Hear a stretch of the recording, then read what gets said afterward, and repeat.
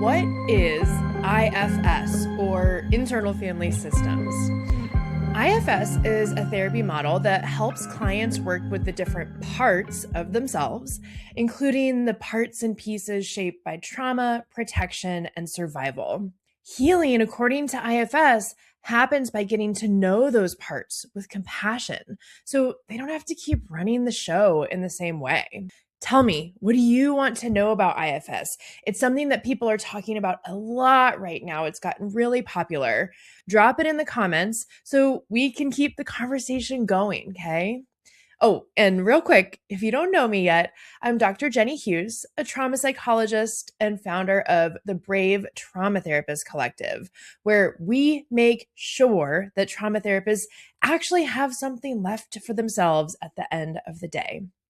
And in this video, I'm going to give you a grounded, plain language foundation of what IFS, or internal family systems, actually is, and what people mean when they say parts, okay? I'm also going to walk you through what IFS can look like in a real session, where it came from, what makes it such an integrative model, and I'll clear up some misconceptions that keep people confused or make them feel really turned off. And whether you're a therapist considering getting trained in IFS, or you're a client who's heard the word parts and thought, wait, what does that even mean? I want this to feel clear and usable. So let's get started with the core idea of parts. So when I say that word, parts, I'm not talking about something rare or extreme or made up. I'm talking about something that most humans recognize immediately when they slow down and notice their internal world.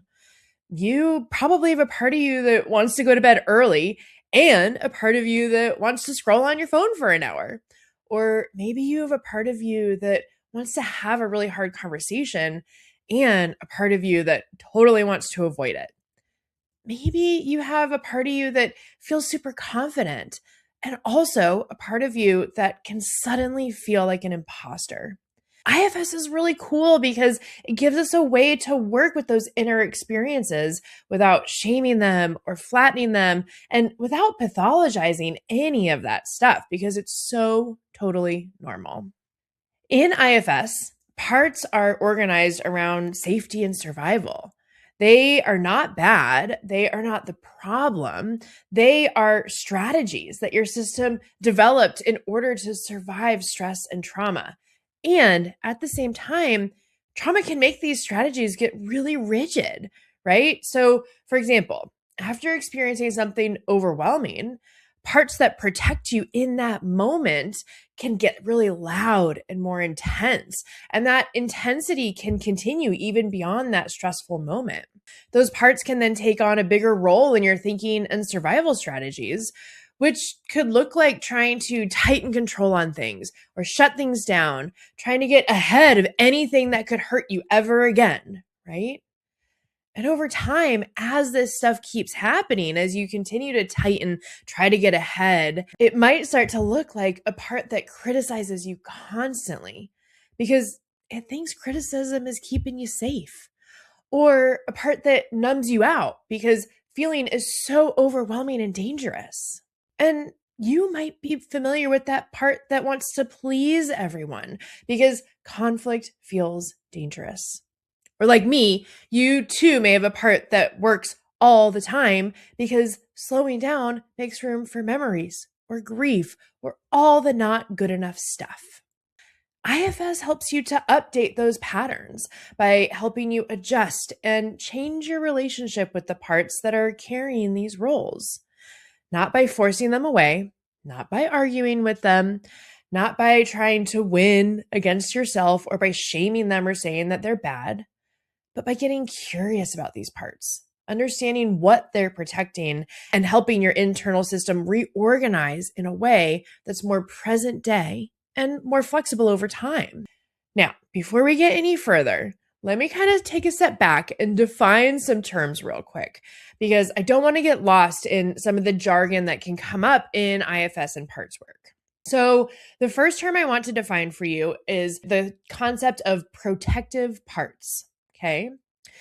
So protective parts are the parts that are trying to prevent pain from surfacing, from coming up. They manage, they control, they avoid, they distract, they stay busy.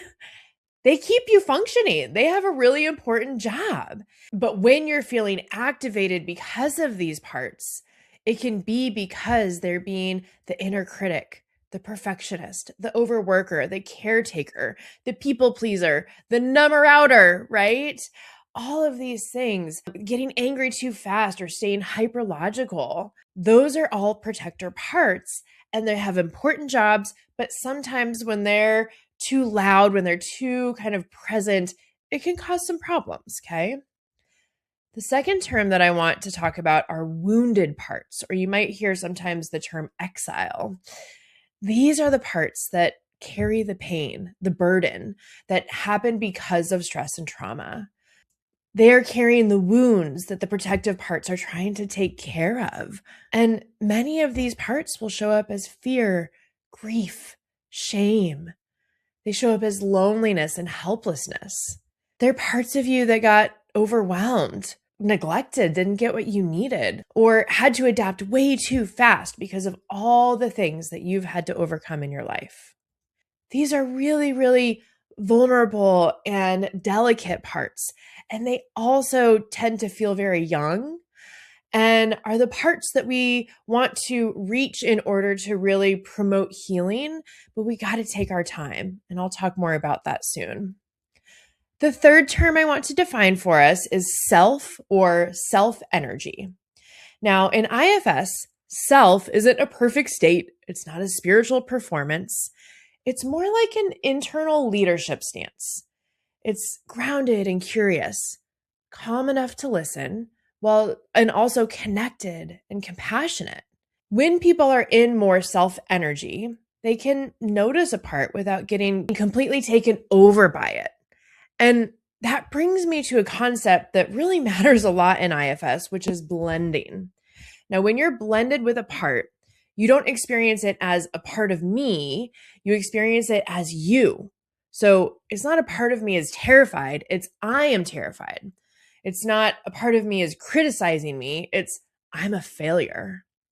And a lot of IFS work is helping you create just enough space so you can relate to a part instead of being completely inside it.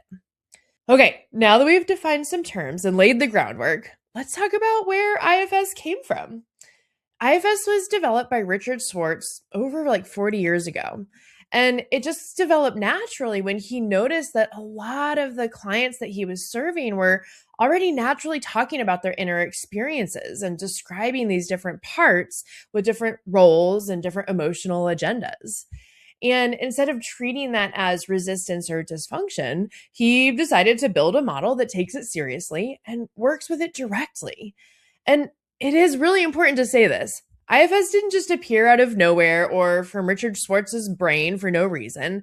He was also building upon a much longer history in psychotherapy of working with parts, of working with ego states, and recognizing that the mind organizes experience into different states and roles and protective strategies.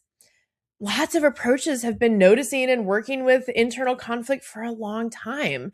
And now IFS is just one specific model within that longer lineage in psychology. And one reason IFS has gotten so widely used is that it's super integrative. It plays really well with other models, especially in trauma work. And here's what I mean. IFS is super somatic friendly. They've adopted a lot from somatic experiencing. And even when people aren't explicitly calling it somatic, parts show up in the body. So you can track that physical activation. You can track shutdown. You can track tightening, collapse, agitation, numbness. The work's not just about words and content and insight. It's then also what happens in the nervous system in real time. Speaking of words and insight, IFS overlaps so beautifully with CBT, cognitive behavioral therapy, because parts often carry really rigid beliefs and meaning making. Things like, I'm not safe, I'm too much, I'm not good enough. If I rest, something bad will happen. If I say no, I'll be rejected. Those beliefs drive patterns, and IFS gives you a way to work with them that's rooted in the relationship and can feel much different than traditional cognitive restructuring does. IFS is also, by definition, relational, meaning it fits beautifully with attachment work, especially because healing is not just about knowing why you are the way you are, it's about experiencing safety in relationship. That can be an external relationship in therapy. It can also be an internal one where you stop relating to yourself with threat and disgust. That's part of what makes it powerful. IFS is a model that takes seriously how people learned to survive, and it tries to bring safety and connection into the places where survival took over. Now, let's talk about what IFS can look like in an actual session, because this is where people either get it or they get lost, which makes a lot of sense. A lot of IFS starts with something present day, a current trigger, a conflict, a stuck pattern, a reaction you hate having, a shame spiral, a behavior you keep repeating. A trainer that I work with regularly likes to start sessions with this present day stuff by asking her clients, what are you most curious about exploring today? This gives space for the client and all their parts and pieces to take a pause, check in, and be open to whatever comes up. Now, of course, we can work on past stuff as well. And just like we've seen with other models like brain spotting, even EMDR, we can work with a current everyday trigger because it is going to ultimately connect back to past things because everything's connected. So once we figure out what we're most curious about, instead of trying to fix things from the top down, from that cortex down, we start to get curious about the part that shows up. So in response to that open question, you might say to me, my partner and I got into an argument this week and I got super shut down. Or I made this mistake at work and I totally panicked. Or maybe I'm so tired, but I cannot stop working. Each of those statements reflects a different part, right? The shutdown part with your partner, the panicked part for not being perfect, the overworking part trying to prove that you're good enough. And once we decide where we're starting, we get to slow it down, to start to get to know whoever this part is, to connect with it so that we can ultimately hear from it about what it's trying to do for you. And to answer that question, we can get curious about things like, what does it fear would happen if it stopped doing its job? What's it trying to protect you from feeling? What does it believe about the world that makes this strategy feel so freaking necessary? And over time, a lot of clients realize something that's both simple and kind of shocking, that the parts they hate, for lack of a better word, are usually trying to protect something very vulnerable. Those wounded parts, right? Those exiles. And in IFS, you don't rush past the protectors to get to the real trauma, to those wounded parts. You work with those protector parts first. You have to build permission, trust, stability. And when the system has enough support, those wounded parts, the exiles, the ones holding the pain, can be witnessed and cared for in a way that the person couldn't do or didn't receive back when the trauma happened. A phrase you'll hear a lot in IFS is unburdening, meaning a wounded part gets to release what it's been carrying. And the whole system then reorganizes around that. Okay, I want to shift a little bit to talk about some misconceptions because IFS is definitely a model that gets mischaracterized a lot. And some of the critiques come from really understandable confusion. So I've picked out 4 that I want to address here. There's, I'm sure, many others out there. So drop your misconceptions here in the comments. We can talk about them, okay? The first misconception, IFS means I have multiple personalities. No. IFS is not saying that you have dissociative identity disorder or multiple personalities. It's not trying to create fragmentation in our identities or in our systems. It's giving language to something that's already there for so many people, which is that we have different internal states, different emotional roles, and sometimes a lot of inner conflict. And if someone does have significant dissociation, that's where pacing, stabilization, and clinician skill matter a lot. IFS is wonderful for working with dissociation because it can be adapted to meet clients and therapists in any moment while normalizing dissociation so we can work with it instead of against it. Misconception number 2, parts work is just making things up. It's imagination or woo-woo. Yeah, people may use imagery in parts work, but imagery is not the same as made up. Humans organize experience through sensation, emotion, memory, meaning, and imagery all the time. If someone says, it feels like there's a tight ball in my chest, we don't call that woo. We call it interoception, knowing what's happening inside. If someone says, it feels like I'm carrying a weight, we understand that as a metaphor that contains real information. Parts language is often doing the same thing. It's a structured way to access what's already happening inside. And when you think about it, we use parts language in our everyday speech all the time. IFS has simply organized this around a model of trauma healing. Misconception number 3, IFS is only for complex trauma.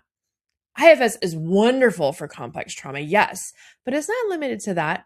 It can be super helpful for anxiety, depression, relationship patterns, shame cycles, perfectionism, people-pleasing, avoidance, so many things, because it all connects anyway, and IFS gives us a way to understand those connections. With this, hear me when I say you don't need a certain diagnosis to benefit from understanding your internal system, okay? IFS is a great way to approach things in a really comprehensive and open-minded way. Misconception number 4, IFS is about shirking responsibility instead of taking accountability.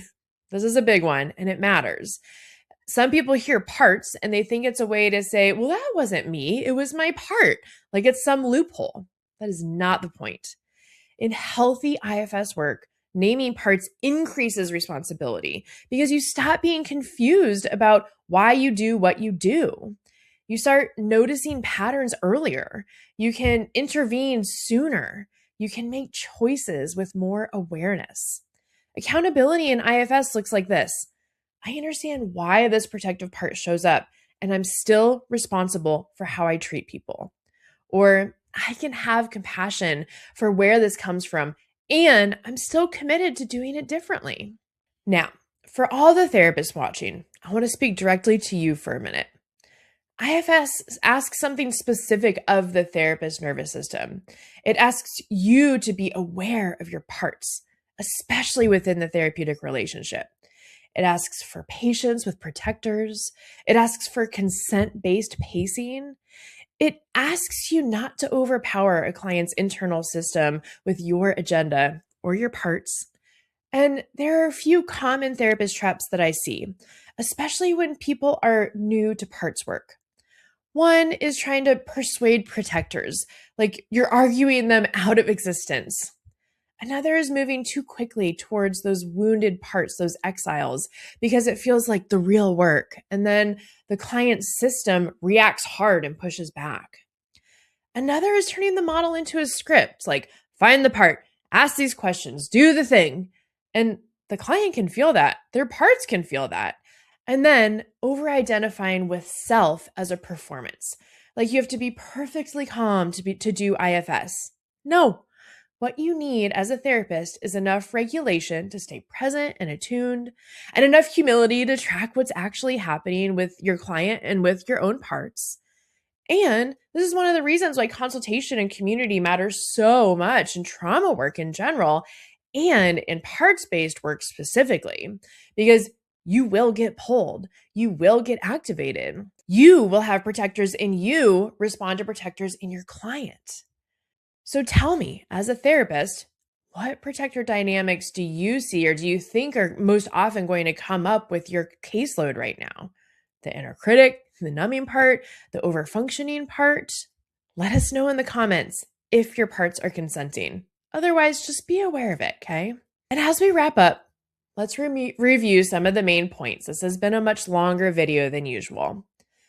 IFS is a therapy model developed by Richard Schwartz that helps people understand their internal system, especially the parts shaped by trauma, protection, and survival. The goal is not to get rid of parts. It's to build a different relationship with them. So protective strategies can update and wounded parts can finally be cared for. If you're a client, you can bring this to your therapist and ask, do you use parts work or IFS, or would it fit what I'm working on right now? And if not, you can still take the basic idea with you, which is that your reactions often have a protective purpose, even when they're creating problems. And if you're a trauma therapist watching and you're carrying the emotional load of this work, no, you don't have to do it alone, okay?